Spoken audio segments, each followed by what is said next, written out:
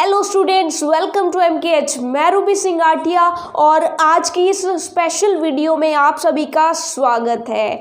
और बहुत ही इंटरेस्टिंग और बहुत ही मज़ेदार सी ये वीडियो है। सबसे मज़ेदार लगेगी आपको, क्योंकि जिस चीज़ का आपको इंतज़ार था, बहुत टाइम से आप इंतज़ार कर रहे थे और जिसकी वजह से जो है हम अपना सिलेबस धीरे धीरे आगे बढ़ा रहे थे, क्योंकि हमें जो है रास्ता नहीं पता था। वो रास्ता हमें राजस्थान सरकार ने दिखा दिया है। जी हाँ, बिल्कुल आपका जो रिवाइज्ड सिलेबस है वो आपके सामने आ चुका है। आज हम इस वीडियो में ये जान लेंगे कि इस पूरे साल के अंदर 9th क्लास की आपकी जो साइंस की बुक है उसमें से आपको कौन कौन से चैप्टर्स पढ़ने हैं, कौन कौन से नहीं पढ़ने, और किन किन चैप्टर्स में से जो चैप्टर्स आपको पढ़ने हैं उन चैप्टर्स में से आपको क्या क्या टॉपिक्स पढ़ने हैं। ठीक है, तो ये सारी की सारी डिस्कशन आज हम करने वाले हैं, क्योंकि सिंपल सी बात है, अब तक हम रास्ता नहीं पता था हमें। ठीक है, तो हम धीरे धीरे चल रहे थे और अब जब हमारे सामने रास्ता क्लियर हो जाएगा, सो अब हम जो है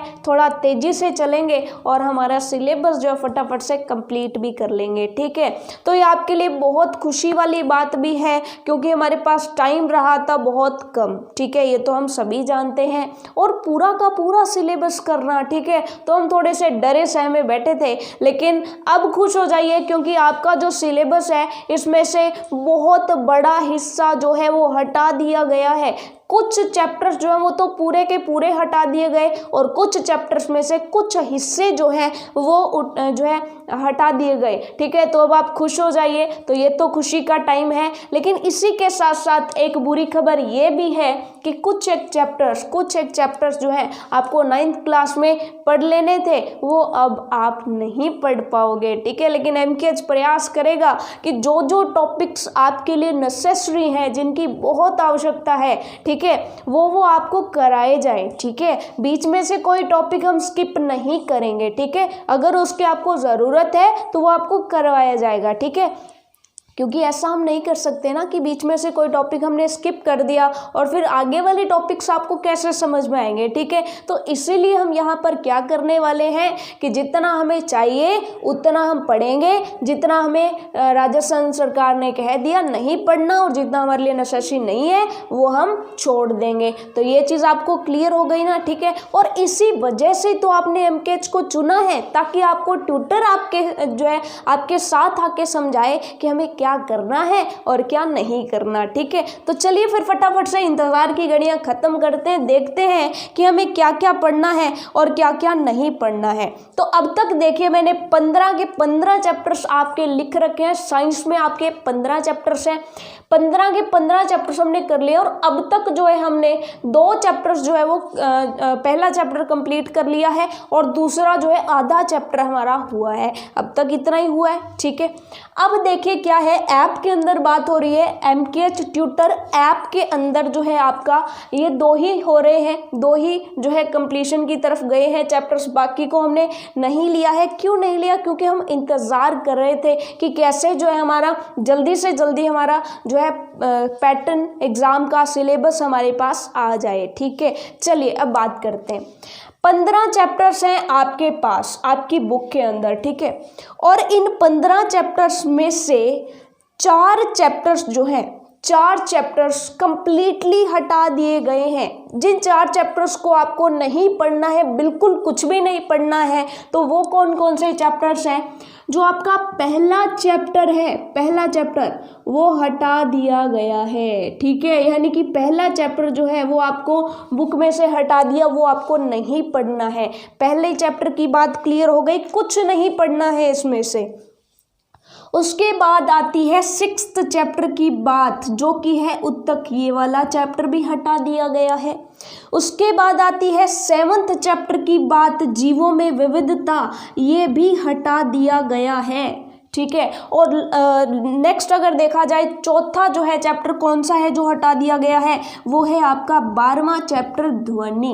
तो ये 4 चैप्टर्स हैं जो कंप्लीटली हटा दिए गए। फिर से बता दूं, हमारे आसपास के पदार्थ पहला चैप्टर हट गया। उसके बाद है उत्तक, 6th चैप्टर नहीं पढ़ना। 7th चैप्टर जीवों में विविधता, ये भी नहीं पढ़ना। और 12वां जो चैप्टर है हमारा ध्वनि, वो भी हमें नहीं पढ़ना। तो अब हमारा हमारा रास्ता क्लियर हो गया है कि चैप्टर ये 4 छोड़ देने हैं और बाकी के चैप्टर्स जो है हमें पढ़ने हैं। ये चीज़ आपको क्लियर हो गई, ठीक है। तो ये तो थ्योरी क्लियर हो गई कि कौन से चैप्टर कंप्लीट हटा दिए गए हैं, ठीक है। अब हम बात करते हैं कि कौन से चैप्टर्स हैं जिनके कुछ हिस्से हटा दिए गए। एक एक करके हम बात करते हैं। अब सबसे पहले हम बात करते हैं उन चैप्टर्स की जो हमें कंप्लीटली पढ़ने हैं, जिनको हमें पूरा कंप्लीट करना है। तो ये जो पहले के 4 चैप्टर्स हैं ना, पूरे के पूरे पढ़ने हैं, यानी इन चैप्टर्स को 4 चैप्टर्स को पूरा कंप्लीट करना है, इन लेसन्स को पूरा कंप्लीट करना है। इनमें से कोई भी हिस्सा जो है वो हटाया नहीं गया है, इनको हम कंप्लीट पढ़ेंगे, ठीक है। अच्छे चैप्टर्स हैं, बहुत अच्छे चैप्टर्स हैं और आपको कंप्लीट इनको पढ़ना है, ठीक है। उसके बाद आ जाइए नीचे के जो 2 चैप्टर्स हैं, 13वां और 14वां, इन दोनों चैप्टर्स को भी हमें कंप्लीट करना है। ये चीज़ आपको समझ में आ गई। यानी कि ये जो हमारे कितने चैप्टर्स हो गए, 4 तो ये ऊपर वाले और 2 ये ऊपर वाले, 6 चैप्टर्स में से कुछ भी हटाया नहीं है, ये पूरे के पूरे पढ़ने हैं आपको। ये चीज़ आपको समझ में आ गई, ठीक है। MKH आपको पूरा का पूरा पढ़ाएगा, 4 ये चैप्टर्स और 2 ये वाले, ठीक है। अब बच गए कौन से, बच गए ये वाले 4 और एक लास्ट वाला 15वां, ठीक है। 5 जो है चैप्टर बच गए। उन चैप्टर्स में से बताइए कि हमें कितना हिस्सा पढ़ना है और कितना नहीं पढ़ना है, इस बात पर हम अब आने वाले हैं, ठीक है। अब ये तो कंप्लीट की बात हो गई। अब आते हैं हम 8th चैप्टर पर, जो कि गति कभी 8th हुआ करता था, लेकिन अब ये इस साल कौन सा रहने वाला है, हमारा 5वां चैप्टर रहने वाला है, ठीक है। लास्ट में हम फाइनलाइज भी करेंगे एक बार सिलेबस को, ठीक है। अभी फिलहाल डिस्कशन कर रहे हैं कि किस तरीके से उसको क्या क्या काटा गया है, ये डिस्कशन कर रहे हैं, क्या क्या हटा दिया गया है, ठीक है, उसकी बात कर रहे हैं।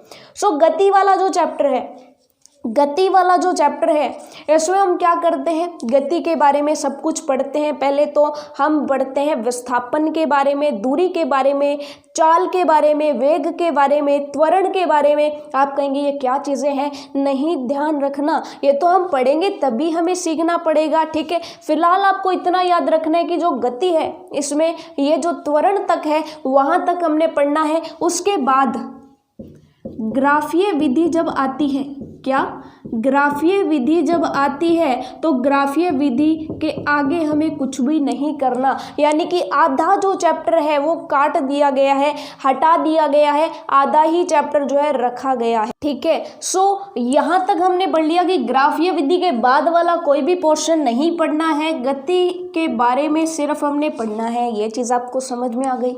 उसके बाद अगर हम नेक्स्ट चैप्टर की तरफ चलते हैं, 9वां चैप्टर जो है बल तथा गति के नियम, तो ये जो चैप्टर है इसमें बहुत छोटा सा हिस्सा बल का है और बाकी जो हिस्सा है उसमें हम गति के नियम पढ़ते हैं, ठीक है।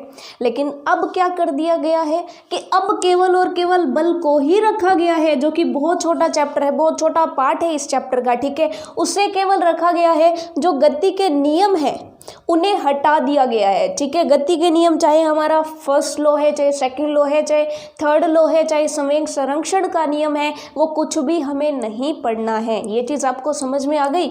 यानी कि गति के जो नियम है, फर्स्ट लॉ है, सेकंड लॉ है, थर्ड लॉ है, पहला नियम, दूसरा नियम और तीसरा नियम जो है, इसी के साथ साथ जो संवेग संरक्षण का नियम है, संवेग संरक्षण का जो नियम है, इसके बारे में हमें इस चैप्टर में नहीं पढ़ना है। ये चीज़ आपको समझ में आ गई।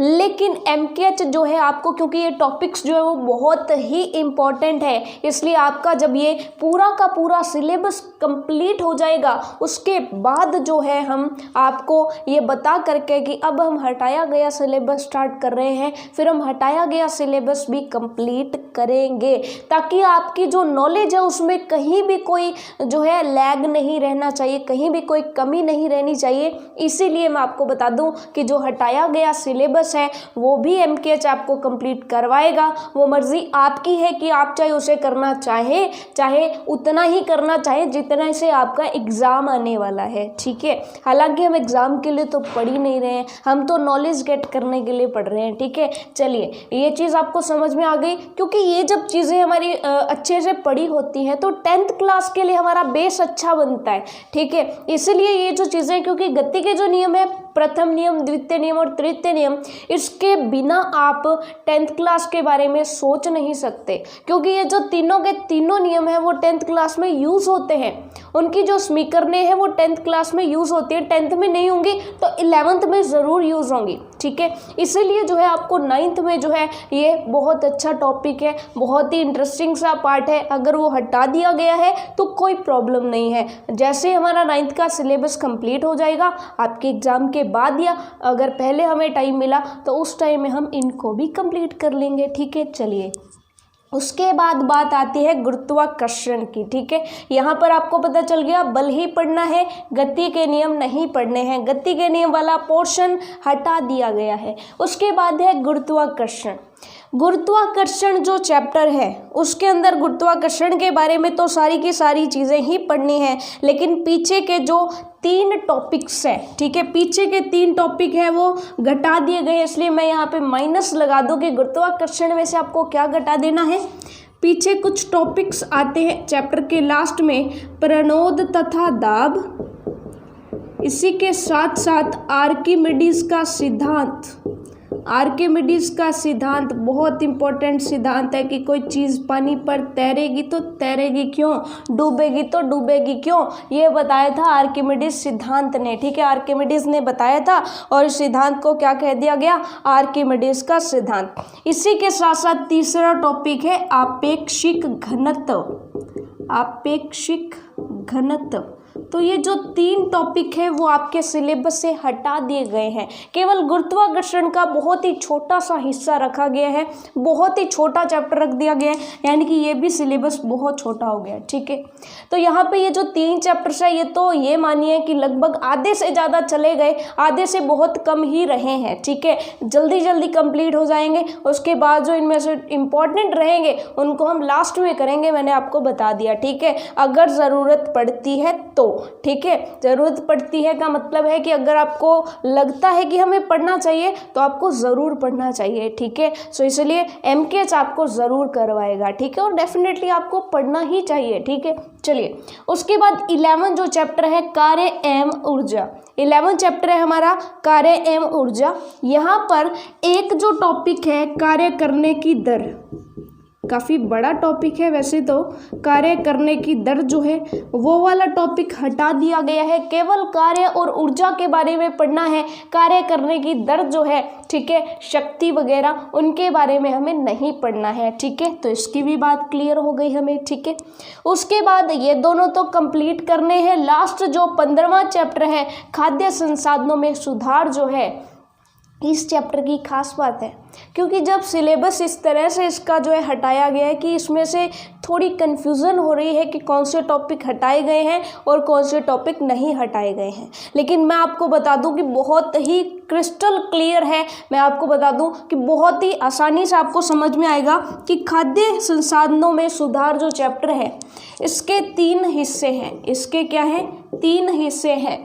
तो स्टार्टिंग वाला और पीछे वाला तो रखा गया है, बीच वाला ये जो हिस्सा है वो हटा दिया गया है, ठीक है। तो हम जो है हमें तो ये अच्छे से समझ में आएगा, ठीक है, और अच्छे से जो करना है वही हम करेंगे। बीच वाला हिस्सा हटा दिया गया है, पहले वाला हिस्सा रखा गया है और पीछे वाला भी हिस्सा रखा गया है, ठीक है। तो अब बात करते हैं कि बीच वाला हिस्सा कौन सा है, कौन कौन से टॉपिक्स हटा दिए गए हैं। तो इनमें जो टॉपिक है वो है कि फसल की किस्मों में सुधार, फसल उत्पादन एवं प्रबंधन, फसल सुरक्षा एवं प्रबंधन, ये 3 टॉपिक्स हैं। वापस से सुन लीजिए एक बार कौन कौन से टॉपिक्स हैं, चलिए लिख ही लेते हैं। फसल की किस्मों में सुधार, फसल की किस्मों में सुधार पहला टॉपिक। दूसरा टॉपिक हो जाएगा फसल उत्पादन प्रबंधन, फसल उत्पादन प्रबंधन, ठीक है। और तीसरा जो है इसी के अंदर टॉपिक है फसल सुरक्षा प्रबंधन, फसल सुरक्षा प्रबंधन। ये आपके चैप्टर में आपको बीच वाला हिस्सा दिखेगा, इसको आपको नहीं पढ़ना है, ठीक है। अब पढ़ना क्या है, ठीक है, उसको भी डिस्कस कर लेते हैं। पहला जो हिस्सा है, जैसे ही चैप्टर शुरू होता है पहला पृष्ठ जो है उसमें इंट्रोडक्शन मिलेगा। जैसे ही दूसरे पृष्ठ पर जाओगे, दूसरे पेज पर जाओगे चैप्टर के, वैसे ही आपको एक टॉपिक मिलता है जिसका नाम है फसल उत्पादन में उन्नति। फसल उत्पादन में उन्नति, ठीक है। तो ये टॉपिक हमें करना है। और उसके बाद लास्ट में दिया गया है पशुपालन। क्या दिया गया है? पशुपालन। तो पशुपालन वाला पीछे का पूरा हिस्सा, पशुपालन किन किन पशुओं का पालन है, दुधारू पशुओं का पालन है, मुर्गी पालन है, मत्स्य पालन यानी मछलियों का पालन है, ठीक है।